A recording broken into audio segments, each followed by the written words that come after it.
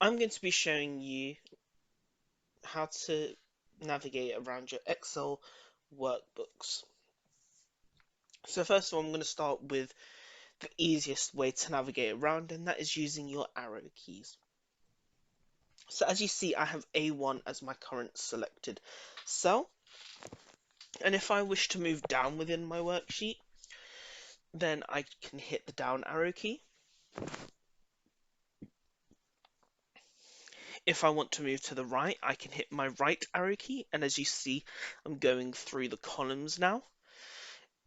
If I want to go up, I can just hit the up arrow key, and as you see, the active cell is moving up. And now if I want to go left, I can just hit the left arrow key.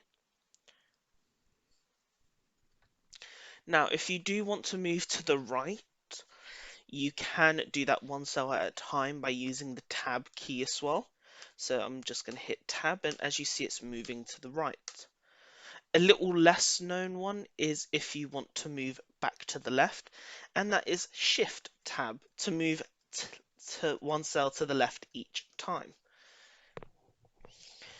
Moving down a cell is simple. You just hit the enter key, enter, enter, enter, enter. But if you want to move up one cell, you can just do shift enter. If you ever want to go all the way back to cell A1 in your worksheet, you can do that by hitting Control and Home, and that will take your active cell back to A1.